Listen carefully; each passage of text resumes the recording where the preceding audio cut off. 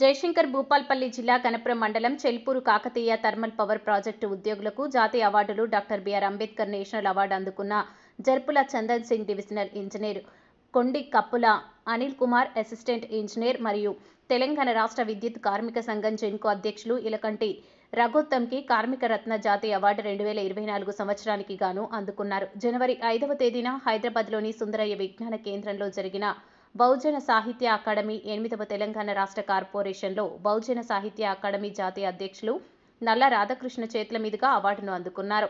ఈ సందర్భంగా నల్లా రాధాకృష్ణ మాట్లాడుతూ ఎస్సీ, ఎస్టీ, బీసీ, మైనార్టీల సాహిత్యాన్ని ముందుకు తీసుకుపోవడం కోసం బహుజన సాహిత్య అకాడమీ వారు ప్రతి ఏటా ప్రజా ఉద్యమకారులకు, సంఘ సేవకులకు, కవులకు, రచయితలకు మరియు స్వచ్ఛంద సంస్థలకు అవార్డును అందజేస్తున్నట్లు తెలియజేశారు. తెలంగాణలోని 31 జిల్లాల నుండి సుమారుగా 300 మంది డెలిగేట్స్ ఈ కాన్ఫరెన్స్కి హాజరయ్యారని తెలియజేశారు.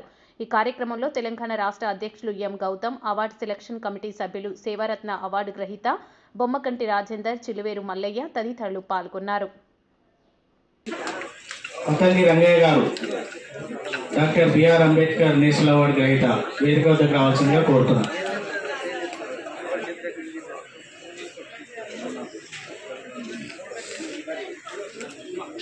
వీర్నాల లక్ష్మణ్ గారు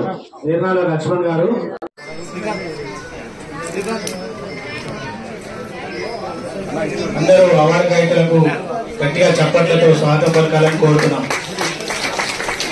బిఎస్ఏ నేషనల్ ప్రెసిడెంట్ గారి చేతుల మీదుగా అవార్డులు తీసుకుంటాం.